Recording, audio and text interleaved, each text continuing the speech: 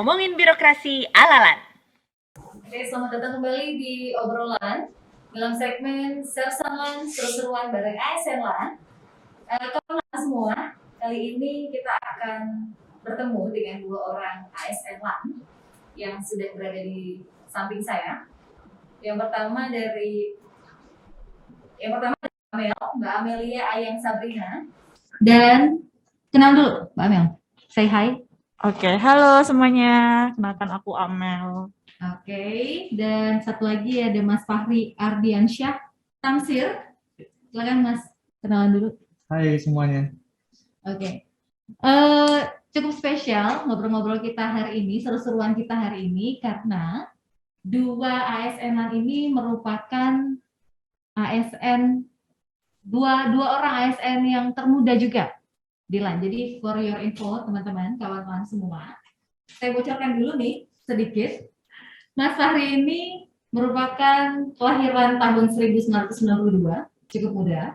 Dan yang kedua Mbak Amel ini kelahiran tahun 1996. Gitu ya Mbak Amel? Iya, Salah betul. satu yang termuda di LAN sampai saat ini. Oh, belum. Enggak, saat ini udah ada ya, yang udah tapi ada. waktu awal masuk LAN, Okay. ya dapat tumpeng yang paling muda. Hari ini kita seru-seruan banget, maksudnya kita mau ngobrol-ngobrol terkait dengan kiprah kalian. Lalu ini kan berdua baru dapat penghargaan sebagai ASN berakhlak ya, dapat penghargaan ASN berakhlak.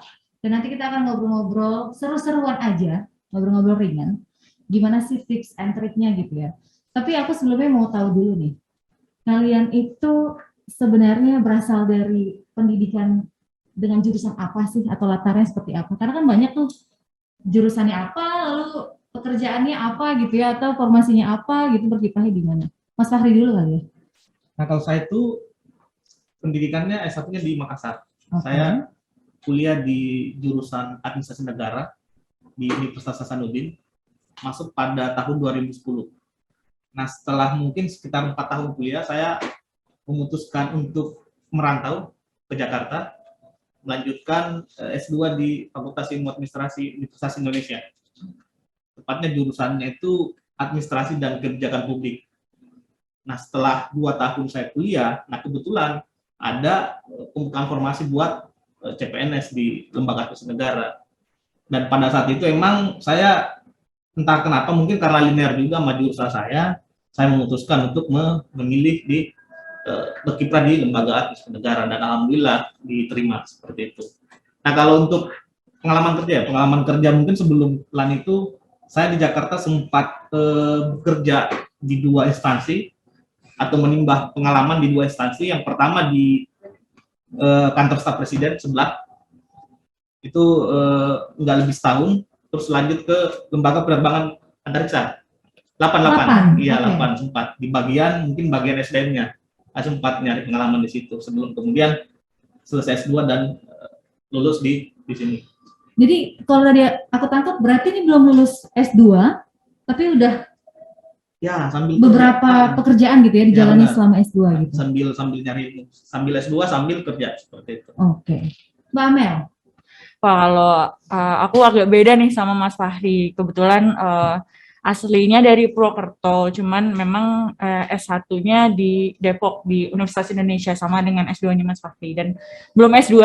Dan waktu itu masuk 2013, lulus di 2017. Nah, di 2017 itu sempat ya baru bantu-bantu dosen, kemudian juga ada terlibat di NGO, proyek-proyek NGO lah ya, di gap 3 bulan lah pada saat itu, sekaligus ada pembukaan rekrutmen CPNS, dan itu waktu itu pertama kali sekali ya sejak moratorium. Jadi ini tidak memungkiri gitu ya kalau ada bisikan dari orang tua gitu untuk cobalah untuk ke PNS. Dan sebelumnya memang tertarik di bidang kebijakan publik karena S1-nya juga di Administrasi Negara jurusannya, dan memang tertarik di riset pada saat itu karena di waktu kuliah itu banyak dilibatkan di dalam riset juga, bantu dosen dan sebagainya. Dan dari situ aku lihat kira-kira lembaga apa yang kiranya mungkin think tank dan ada bagian kajian, dan pada saat itu belum tahu ya jabatan fungsional itu apa atau jabatan pelaksana itu apa. Jadi begitu Seperti lihat, apa masuk PNS, iya seperti apa, atau betul, ASN bagaimana gitu ya. kemudian pola karirnya seperti apa, angka kredit dan sebagainya itu kurang begitu tergambar gitu ya, karena juga apa ya, kesempatannya buka dan itu baru kayak pertama kali, jadi ada buru-buru juga kayak risetnya mungkin nggak terlalu dalam, akhirnya kira-kira aja nih, oh analis kebijakan kayaknya nyambung nih sama jurusan yang sebelumnya, dan pertama kali memang apa ya, daftarnya itu ke kajian dulu di LAN, ada kajian pusat kajian reformasi administrasi, dan di situ pertama kali memang ingin apa daftar di unit tersebut, dan ya bayangannya mungkin di bagian kajian begitu ya, dan ya akhirnya daftar, kemudian di awal 2018 itu masuk pertama kali jadi CPNS LAN, dan jadi jedanya mungkin sekitar baru 3 bulan, jadi tidak sebanyak Mas Fahri ya yang sudah kemana-mana gitu, iya melanglang gitu ya. buana gitu. Jadi ini mungkin bisa dibilang pekerjaan yang pertama dan langsung PNS gitu, yang jadi belum banyak punya gambaran. Cuman selama 3 tahun ini ya banyak mempelajari juga ya situasi dan kondisi, dan juga ya sampai saat ini masih di PNS, berarti ya so far so good gitu. So far so good. Iya. Ini kan kalau Mas Fahri kan udah panjang nih, udah pernah juga, maksudnya bekerja di instansi pemerintah sebenarnya, di Lapanda pernah, seperti itu ya. Lalu ambil S2 itu pasti juga sudah lihat bagaimana suasana kampus dan suasana manajerial di kampus, sebenarnya udah belajar gitu. Kenapa memantapkan diri di LAN, Mas? Dan tadi kan sebenarnya kita udah ngobrol sebelumnya gitu ya, sebenarnya pengen ambil dosen gitu. Kenapa nggak memantapkan tetap di dosen gitu, atau mungkin di instansi lain tapi di dosennya gitu ya? Kenapa harus bilang walau bukan dosen? Nah, pilihan awal saya sebenarnya itu kemarin adalah dosen ya, dosen di Setia LAN Makassar. Karena mungkin pada saat itu ekspektasi tentunya pada saat lulus S2 itu mungkin saya ingin karena memperdalam keilmuan saya, tentu sukanya ngajar sambil mungkin memperdalam keilmuan itu. Tapi pada saat pendaftaran itu kemudian saya mengikut pendidikan, ternyata ada pilihan-pilihan di situ, dan ternyata pilihan dosen itu tidak muncul di pada saat registrasi tersebut. Jadi saya akhirnya milih analis kebijakan, dan pada saat itu pertama kali saya ingat itu di unit inovasi tata pemerintahan. Mungkin sekarang udah nggak ada. Intan. Pertama kali di situ, ngambilnya dengan formasi S2 analis kebijakan, dan sampai sekarang tentu melihat ruang lingkup LAN yang begitu luas, dan juga dalam lingkup administrasi tentu mempelajari banyak hal, termasuk bagaimana pengembangan kompetensi, inovasinya juga ada, kebijakan publiknya juga ada, dan tentu ini sangat-sangat bisa menggantikan sih ekspektasi yang kemudian sebelumnya mau jadi dosen, tapi berkat di sini ternyata bisa juga kita melakukan riset, kajian-kajian terkait pendalaman keilmuan, dan saya kira itu relevan juga dengan pilihan saya sebelum kemudian memilih dosen sendiri seperti itu. Jadi ya udah sesuai ekspektasi. Sudah mantap gitu ya, mantap. Sudah sesuai gitu ya. Oke, Mel, tadi kan aku juga tangkap nih, kamu pernah kerja di NGO. NGO itu kan terkenal dengan kapabilitasnya, lalu mereka betul-betul serius di bidang research-nya seperti itu gitu ya. Dan kamu berkecimpung di dunia ASN. Dari pengalaman Amel yang dulunya di NGO, terus langsung nyemplung pertama kali, belum ada pengalaman benar-benar bekerja seserius itu gitu ya. Masuk ke ranah ASN itu gimana, Mel? Yang kamu lihat realitanya?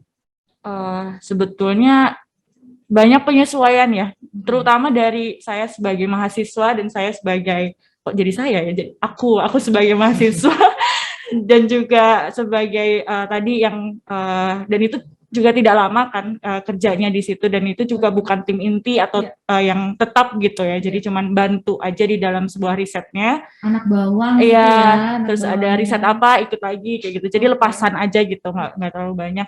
Tentu beda dalam aspek apa ya, kecairannya atau peraturannya gitu. Di sana mungkin tidak ada yang harus jam 7:30 sampai jam 5 dan seterusnya gitu. Kemudian juga terkait career path-nya tentu kalau misalnya di birokrasi ini kita sudah ada tadi yang mungkin disebutkan sama Mas Fahri juga ya, kita udah ada pengembangan kompetensi yang jelas. Kemudian dan bahkan sampai saat ini itu saya udah pernah conference dibiayain oleh LAN, kemudian juga udah pernah pelatihan juga dibiayain oleh LAN gitu. Jadi pengembangan kompetensinya jelas, karir path-nya jelas, dan memang karena sudah fokus mau ke kebijakan, jadi mendukung lah untuk ke sana. Hanya saja memang agak shiftingnya agak agak sulit awalnya ketika dari kajian kemudian ke pelayanan. Sekarang kan sudah tidak di pusat kajian lagi, tapi di pusat pembinaan program dan kebijakan pengembangan kompetensi ASN, lebih tepatnya di bagian pengembangan latsar, kemudian PIM gitu, dan itu lebih banyak ke pelayanan. Nah, di situ banyak orang. Betul, di situ menghadapi banyak orang dan juga bekerjanya kalau riset kan mungkin lebih ke kelompok kecil sendiri dan kita kontrol sendiri gitu ya. Tapi kalau di pelayanan ini kita nggak bisa berpikir seperti itu. Kita memang harus ya orientasinya ke pelayanan begitu. Dan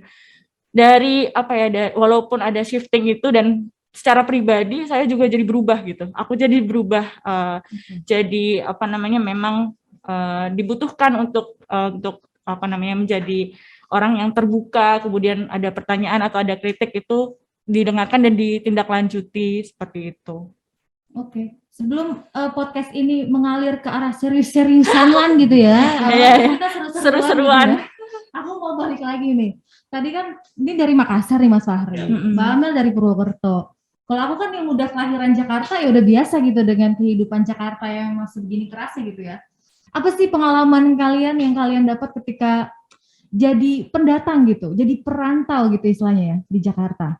Selain dari sebagai mahasiswa ya, maksudnya ketika mahasiswa ya oke, masih dibiayai oleh orang tua mungkin atau sudah punya penghasilan gitu. Tapi ketika berdiri sendiri jadi seorang ASN, maksudnya pegawai gitu, dan harus staf di ibu kota, apa sih pengalaman apa sih yang, atau mungkin tips kalian gitu bisa kuat gitu, bisa staf di ibu kota?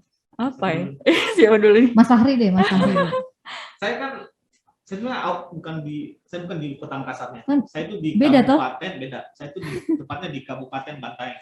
Oke, Bantaeng. Jadi sekitar jaraknya mungkin 3 jam dari Kota Makassar. Nah, saya merantau juga pas kuliah ke Kota Makassar. Jadi sejak S1 saya sudah tinggal kos-kosan lah ceritanya. Tinggal kos-kosan di sana, dan Makassar Jakarta mungkin beda-beda tipis lah. Dari soal kendaraan yang macetnya, mahalnya mungkin ya. Mahalnya juga seperti. Jadi pada saat pindah ke ibu kota, tetap ngekos juga. Jadi hampir semuanya hampir mirip lah dengan Makassar pada saat saya merantau juga ke Makassar. Tapi perbedaan yang signifikan itu apa jauh. Jadi kota ini ibaratnya jauh banget gitu. Dari kalau kita mau ketemu teman dari utara ke selatan jauh banget. Mungkin hampir 2 jam bisa kali. Karena macetnya. Apalagi mungkin kalau kita transportasi umum itu jam-jam kerja itu luar biasa. Saya kapok juga dari maghrib dari Jakarta ke Depok itu naik kereta, nggak tahu. Waduh, not recommended itu. Iya, jadi kayak tidak gitu direkomendasikan. Iya, tidak direkomendasikan. Jadi kayak fenomena kayak gitu lah yang buat mungkin ini kayak gini di Jakarta seperti itu. Nah, mungkin itu aja sih pengalaman kayak gitu aja. Sama cari-cari makannya mungkin. Cari-cari makan di kosan, awal-awal kan nggak tahu Jakarta medannya seperti apa. Dan aku tuh sendiri, pas kesini tuh sendiri.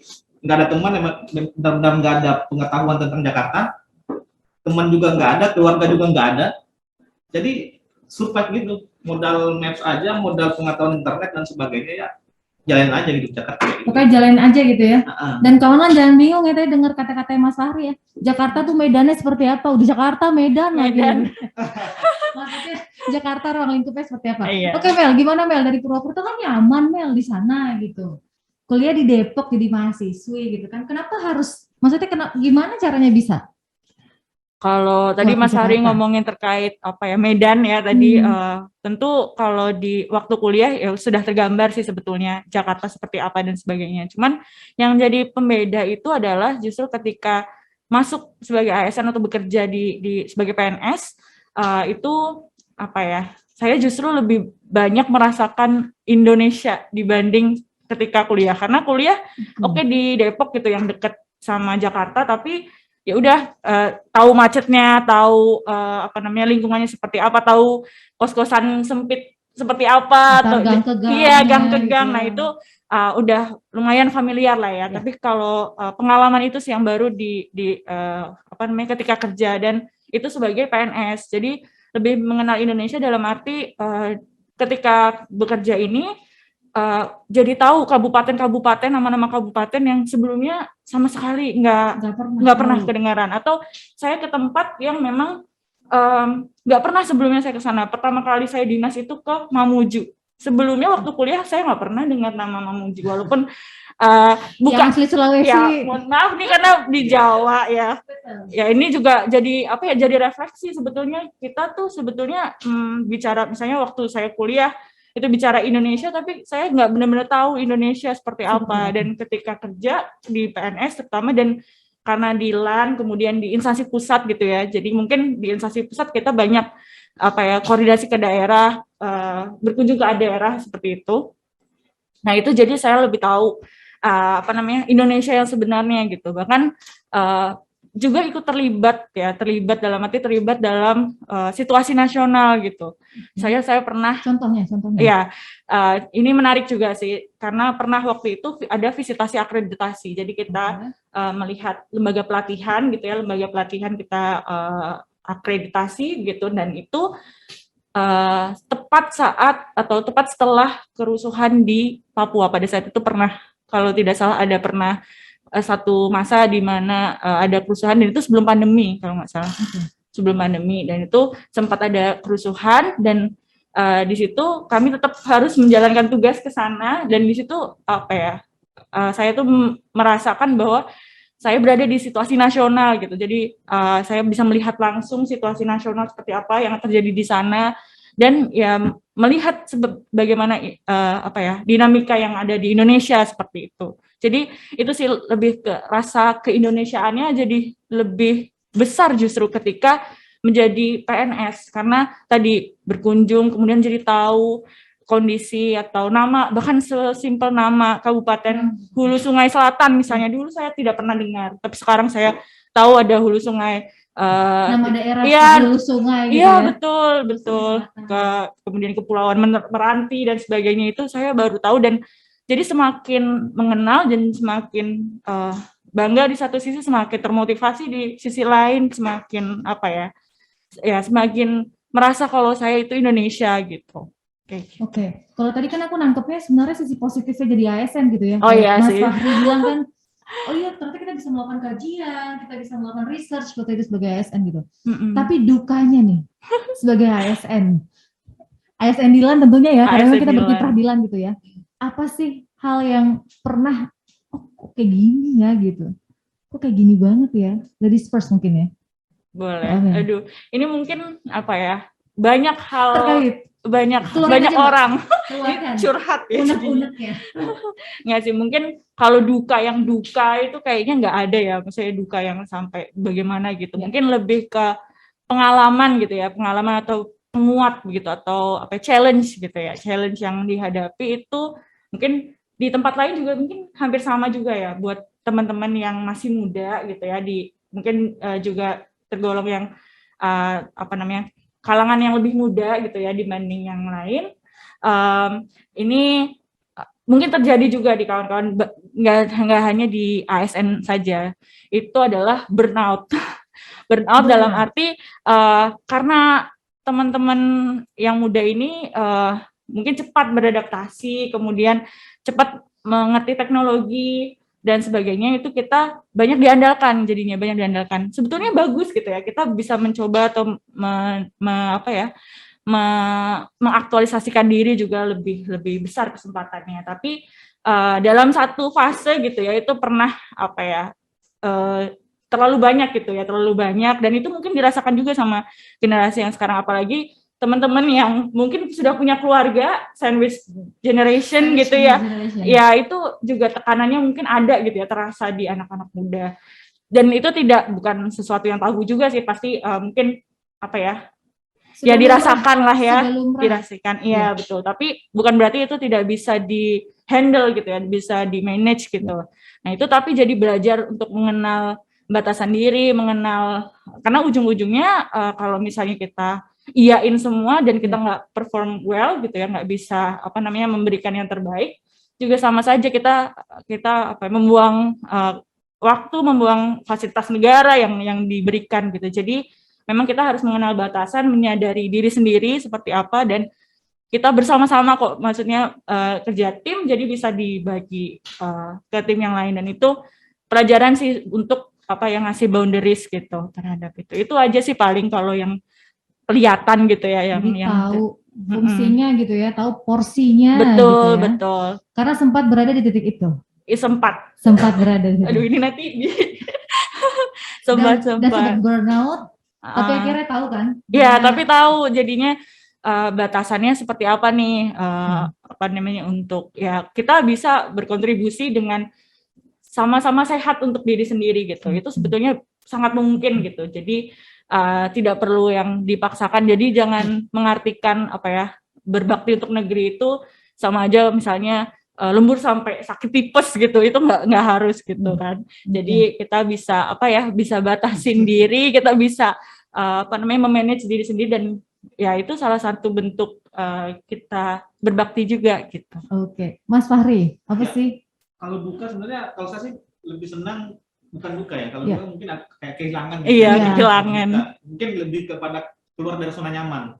Keluar zona nyaman, jadi butuh adaptasi lebih untuk masuk ke dalam lingkungan baru. Nah mungkin sejak menjadi ASN itu mungkin paling terasa di situ sih. Misalkan awal-awal CPNS itu ada, saya kan dulu di Intan. Di Intan itu ada satu proyek namanya Laboratorium Inovasi. Nah di mana kita meskipun CPNS itu juga harus terlibat ke daerah. Nah pengalaman pertama saya itu yang mungkin keluar dari zona nyaman itu, pertama misalkan nih contohnya berbicara atau bawa materi depan misalkan pejabat-pejabat, bahkan sampai sekelas bupati atau wali kota. Tentu dalam hati kecil kita nih, saya siapa gitu, masih CPNS baru lulus, belum tahu kemudian tentang pemerintahan seperti apa luasnya, terus lantas berbicara depan pejabat-pejabat yang mungkin sudah lama berkecimpung di pemerintahan. Tapi lagi-lagi saya berpikir bahwa saya di sini bukan bawa nama individu, saya bawa nama LAN. Otomatis branding saya, di belakang saya ada lembaga negara yang kemudian saya pasti berbicara dalam kapasitas itu, bukan kapasitas individu. Jadi mungkin momen-momen seperti itulah yang membuat saya harus bahwa ini seperti ini mungkin cara kerja saya nanti ke depan seperti itu. Nah yang kedua, mungkin keluar zona nyaman itu yang kedua terkait dengan adaptasi dari unit ke unit ya. Misalkan di Pustek Bangkom, saya kan Pustek Bangkom itu pusat teknologi pengembangan kompetensi. Nah dalamnya itu banyak banget tentang teknologi, tentang program, tentang mungkin aplikasi-aplikasi yang selama ini mungkin saya tidak tahu itu. Karena basic saya bahkan di pendidikan ataupun pengalaman nggak pernah bersentuhan langsung dengan teknologi komputer, program-program, sehingga lagi-lagi mungkin keluar dari zona nyaman lagi. Saya harus masuk ke zona baru, kemudian beradaptasi secara penuh, dan harus mengenali itu semua. Padahal secara basic nggak ada pengetahuan sama sekali. Jadi dipaksa dari nol, kemudian belajar dari awal, dan alhamdulillah berjalan beberapa tahun, saya bisa berkontribusi di sana, dan mungkin dari sanalah saya bisa mungkin kemarin dapat penghargaan juga, walaupun mungkin ya itu bentuk kesyukuran juga, beradaptasi dengan hal baru tapi dihargai dan diapresiasi dengan cara yang seperti itu. Oke. Dan karena Mas Fahri udah mulai nih tentang penghargaan yang berakhlak, ASN berakhlak gitu ya, kita mau tahu dong gimana sih, apa sih yang kalian tuh, pola kerja mungkinkah gitu yang kalian lakukan, atau mungkin kalian punya suatu sistem itu yang kalian buat sendiri gitu di setiap pekerjaan kalian, apa sih gitu rahasianya, apa sih tips and trick-nya gitu biar dapat ASN berakhlak gitu? Amel mungkin ya. Sebetulnya kalau kaget.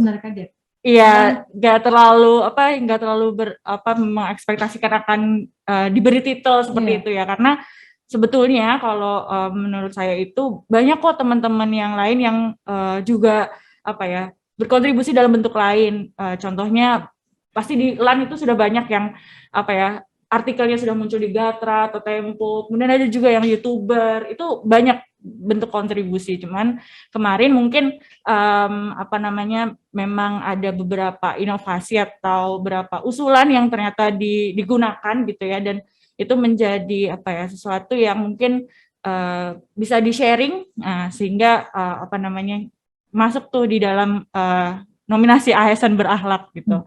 Kalau sebetulnya apa yang saya lakukan itu lebih banyak di pelayanan, tadi pelayanan konsultasi, kemudian terkait sistem juga sama terkait sistem pembelajaran Latsar terutama juga, dan di situ baru menyadari kalau misalnya PIC di lembaga pelatihan ini beda-beda. Jadi tadi lebih mengenal Indonesia, lebih tahu kalau oh ternyata PNS di berbagai daerah itu juga berbeda, ya berbeda, dan kita tidak memungkiri bahwa ada juga gap usia, ada juga gap pengetahuan dan sebagainya, dan itu bukan sesuatu yang buruk sebetulnya, tapi yang bisa dihadapi. Dan pada saat itu perhatikan gitu ya, ternyata ada nih beberapa PIC yang mungkin background-nya tidak sesuai dengan apa yang dikerjakan, misalnya bukan orang IT gitu ya, dan itu butuh pengembangan atau bantuan. Dan di situ saya mengusulkan untuk buat coaching klinik sebetulnya, jadi supaya aduan yang diterima saya sudah terfilter, jadi tidak perlu ditanyakan lagi gitu ya. Jadi di sharing sebetulnya dikumpulkan beberapa PIC itu untuk penggunaan sistemnya. Jadi kita bisa kurangi kendala-kendala yang dari gap tersebut yang sebelumnya disampaikan. Kemudian juga beberapa hal seperti inisiasi literasi di LAN juga. Kebetulan kita bikin klub kecil-kecilan namanya LAN Book Club. Jadi untuk diskusi buku apa saja sebetulnya, dan kebetulan supaya kita tuh walaupun PNS nih udah terjebak rutin ya kalau orang-orang bilang itu, tapi kita tetap refresh dengan apa pengetahuan yang ada, kemudian ada informasi atau produk-produk yang baru gitu ya, produk-produk literasi yang baru. Jadi kita diskusi di sana, dan itu bukunya bebas apa saja, kita biasanya sebulan sekali, dan ada temanya lucu-lucu. Ya itu aja sih paling yang yang bisa di-sharingkan pada saat itu, dan kebetulan ya ternyata masuk dalam ASN berakhlak. Tapi sekali lagi tadi banyak sebetulnya teman-teman yang sudah berkontribusi juga dalam bentuk yang lain, dan tidak harus seperti kita yang mungkin kajian atau apa gitu, yang buku gitu ya, mungkin dalam bentuk lain kayak gitu. Oke. Mas Ari, ya. Apa nih? Kalau saya sih hampir sama ya. Jadi mungkin saya ini dinominasikan lah istilahnya, dinominasikan oleh pimpinan mungkin karena kalau yang saya yakin itu bahwa saya dinominasikan karena mungkin banyak orang hebat di sekeliling saya, termasuk teman-teman rekan kerja saya, sehingga kami itu bisa berkolaborasi menghasilkan suatu produk yang kemudian dilirik bahkan secara nasional seperti itu. Nah, yang saya lakukan sebenarnya apa yang memang itu kewajiban sebenarnya.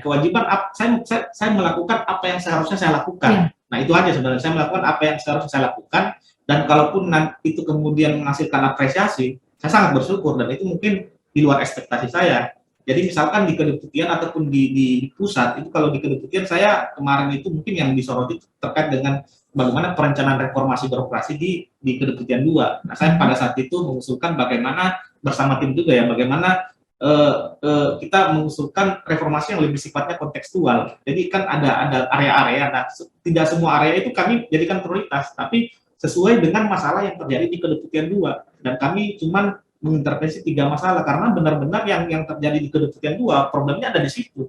Jadi kita lebih kontekstual aja seperti itu. Nah, yang kedua mungkin di pusat itu terkait dengan ASN unggul, karena sekarang juga ASN unggul sudah menjadi branding nasional, akan diusulkan menjadi satu produk nasional. Nah, di situ mungkin dilirik oleh pimpinan juga, atasan juga sebagai produk yang inovatif, dan saya juga berkontribusi di dalamnya seperti itu. Dan juga tentu dengan yang saya katakan tadi bahwa tanpa ada teman-teman yang hebat di sekeliling saya, mungkin ASN unggul tidak akan menjadi suatu produk nasional. Dan atas apresiasi itu kemudian mungkin itu diarahkan, jadi saya dinominasikan sebagai ASN berakhlak seperti itu. Oke.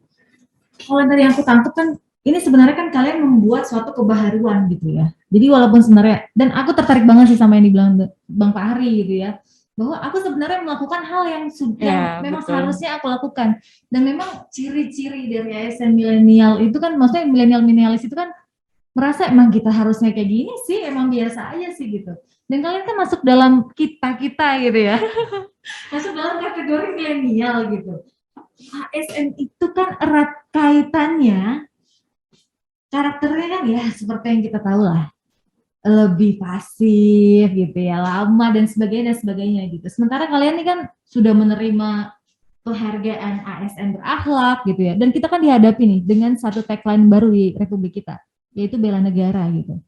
Sebagai ASN milenial nih yang punya banyak ide gitu ya, menurut kalian tuh bela negara itu seperti apa sih? Kalau yang aku tahu kan Bang Fahri udah ikutan pelatihan bela negaranya secara fisik gitu ya, dan ternyata seru gitu, katanya sih seru seperti itu ya, menurut Bang Fahri seru banget gitu. Tapi selain yang fisik itu Bang, yang tentunya nanti kita juga akan jalankan gitu ya, apa sih versi bela negara menurut kalian gitu? Saya dulu ya. Iya, boleh deh. Udah semangat nih. Semangat. Oh iya, udah Iya. ikut ini ya, mencari belalang. Ya mungkin kalau pengertian saya bela negara hari ini sebenarnya tidak harus fisik, kalau menurut saya tidak harus terjun kemudian memegang senjata, tidak harus kita katakanlah persiapan untuk ini medan perang kan. Iya. Tapi kalau hari ini menurut saya konteks bela negara itu bagaimana kita melihat ancaman-ancaman yang terjadi di negara kita secara luas. Misalkan hari ini yang paling terasa mungkin contohkanlah satu contoh misalkan di perkembangan informasi yang ada hari ini gitu. Misalkan dengan kehadiran medsos, dengan kehadiran informasi yang lebih, kita tuh seperti kebanjiran informasi. Sangat-sangat sangat. Gitu ya? Jadi efeknya apa? Efeknya adalah banyak informasi yang kemudian tidak tersaring dengan baik, sehingga mengakibatkan orang mudah terprovokasi lah, terprovokasi dengan ujaran kebencian, sara dan seterusnya yang validitasnya itu masih dipertanyakan. Nah, kalau konteks hari ini salah satu misalkan kita bela negara di konteks seperti itu, tentu kita memberikan informasi yang benar, kita kemudian menyuarakan bagaimana hoax itu tidak terjadi lagi di media sosial ataupun memberikan edukasi ke sekeliling kita seperti itu. Jadi konteks bela negara dalam hal yang ketiga seperti itu. Nah, mungkin seperti itu. Jadi bukan kita harus fisik lagi seperti itu. Tidak hanya fisik gitu ya, Tidak Bang ya? hanya fisik, walaupun fisik menjadi bagian juga dari bela negara gitu. Oke, Mel, yang akan bela negara juga. Tapi belum. Apa bentuk bela negara lainnya gitu, menurut Amel? Sebenarnya sepakat sih sama apa yang disampaikan Mas Fahri ya, Bang Fahri ini. Kalau bela negara itu memang tidak harus yang angkat senjata atau kita di medan perang seperti itu. Kita udah di era baru, kita sebagai ASN juga tadi menghadapi situasi eksternal dan juga internal yang mungkin kita bisa alami gitu ya, dan kita berperan sebagai ASN. Dan sebetulnya kalau menurut saya itu bela negara sesimpel kita menjalankan tugas dan fungsi kita sebagai ASN saja itu sudah bela negara. Kita melayani semua orang tanpa kita melihat dia asalnya dari mana atau dia punya uang atau tidak, itu sudah bela negara, karena kita menjaga supaya negara ini tetap berjalan, tetap sesuai tujuannya, sesuai tujuan kita di bukan undang-undang dasar, untuk kemudian sesuai juga dengan prinsip-prinsip kita di Pancasila gitu ya. Itu sudah merupakan bagian dari bela negara. Ini salah satu sharing mungkin ya, bagaimana saya memaknai bela negara. Jadi waktu itu ini kembali lagi Papua ini agak unik, memang ada beberapa pengalaman gitu ya, pengalaman secara pribadi. Waktu itu juga pernah Papua itu terjadi di Indonesia Timur sih, lebih tepatnya itu ada mati listrik atau mati internet gitu. Pokoknya ada kejadian itu, dan pada saat itu ketika Amel di sana? Nggak di sini, tapi karena saya posisinya menghandle atau mengkoordinasikan PIC secara nasional untuk lembaga pelatihan secara nasional terkait dengan penyelenggaraan Latsar gitu ya. Jadi di PIC sana tidak bisa mengakses untuk kode sertifikat, dan itu dibutuhkan untuk pengangkatan pada saat itu, dan di sana posisinya tidak bisa buka internet sama sekali. Dan di situ ya apa yang kita bisa lakukan gitu. Nah itu ketika bagaimana kita mencoba mengaktualisasikan bela negara di situ. Nah di situ saya mencoba untuk ya udah kita fasilitasi, waktu itu saya komunikasi lewat SMS bahkan untuk mencarikan nomor KRA-nya sehingga mereka bisa tuliskan atau sertakan di pengajuannya. Dan itu sesimpel hal itu saja. Kalau misalnya saya abaikan, bisa jadi mungkin di sana persepsinya tambah persepsi orang Papua mungkin kok saya tidak difasilitasi atau apa, itu sesimpel hal tersebut. Kita bisa berusaha semaksimal mungkin untuk memfasilitasi atau memberikan pelayanan bagi siapa saja tanpa melihat dari mana, seperti itu. Oke. Terakhir nih, Amel dan Bang Fahri, sebagai anak muda ya, saya milenial, apa sih pesan kalian untuk anak-anak muda di luar sana yang ASN juga, atau mungkin yang menggebu-gebu ingin jadi ASN gitu? Apa pesan kalian? Bang Fahri mungkin, Ya, closing, mungkin, sebagai closing. Iya. Mungkin pesan saya sebagai mungkin orang yang mau masuk ke ASN atau ASN secara umum lah. Jadi kalau kita di ASN itu sebenarnya tidak memikirkan persoalan gaji, karena orang tua saya kan juga ASN, kedua-duanya ASN. Jadi saya sudah tahu lah. Sudah paham. Sudah paham soal penghasilan. Jadi resiko masuk ke ASN, kita penghasilannya seperti ini, dan tentu orientasi kita bukan ke sana. Nah, untuk ASN milenial sebenarnya tantangan kita ini adalah bagaimana beradaptasi. Kan kalau saya itu selalu mempersepsikan bahwa ASN milenial itu keunggulannya dibanding mungkin generasi lain adalah harusnya dia tahu cara beradaptasi dengan baik, karena ASN milenial itu hidup di zaman atau bertumbuh kembang di zaman informasi, mulai dari media sosial, internet sampai sekarang itu. Jadi kita sudah paham lah bagaimana mengambil informasi, bagaimana mensuplai informasi dan seterusnya. Jadi kemampuan beradaptasi ini harusnya menjadi bagian penting dari ASN milenial. Jadi kalau ada ASN milenial yang tidak terlalu tahu bagaimana cara beradaptasi, itu dipertanyakan karena dia hidup di zaman informasi. Jangan sampai ada yang dikatakan sebagai paradox of planning, yaitu di mana informasi sudah banyak, berlimpah, tapi tidak mampu. Kita kebingungan gitu ya untuk tidak mampu dimanfaatkan dengan baik seperti itu. Sehingga, berarti harus jadi orang yang tanggap gitu ya Bang, ya? Kira-kira seperti itu ya? Iya, kayak gitu. Oke. Amel, pesan kamu Mel? Apa ya? Kalau dari aku sih mungkin yang pertama kita sebagai generasi muda gitu ya, generasi muda yang mungkin di banyak kalangan itu digadang-gadang generasi yang melek digital atau banyak harapan ke kita yang sebetulnya. Sangat cepat. Ya, beradaptasi sangat cepat tadi, kemudian dan harus mampu beradaptasi, harus mampu ABCD, dan itu banyak sekali harapan ke kita. Dan menurut saya itu adalah kesempatan kita semua untuk membuktikan bahwa kita juga bisa untuk berkontribusi di negeri kita sendiri dan membuktikan ekspektasi tersebut di birokrasi. Dan yang kedua mungkin teknis gitu ya. Mungkin bisa searching jabatan fungsional itu apa, jabatan pelaksana itu apa. Lebih aware gitu ya. Lebih aware. Jadi jangan termakan semua PNS itu enak sama, gitu atau sama gitu. Jadi jadi PNS itu enak. Nah, lihat dulu tuh jabatan fungsionalnya, atau itu jabatan fungsional atau bukan, sesuai tidak sama ekspektasi atau latar pendidikan gitu. Jadi nanti jadi nggak zong gitu begitu masuk loh ternyata nggak bisa gitu ya? nggak bisa ini, nggak bisa itu. Iya, gini aja gitu. Kayak gitu sih mungkin. Oke, terima kasih untuk Amel juga Bang Fahri untuk bincang-bincang kita, seru-seruan kita hari ini. Demikian kawan LAN, obrolan kita, seru-seruan kita di podcast Sersan LAN kali ini. Dan saya mengutip sebagai akhir sebelum selesai, saya mengutip ucapan dari Insinyur Soekarno, berikan aku 1000 orang tua, nih saya akan kucabut semeru dari akarnya, berikan aku 10 pemuda, hanya 10 pemuda saja, maka nih saya akan keguncang dunia. Tetap semangat, sampai bertemu di podcast episode selanjutnya. Bye. Dadah.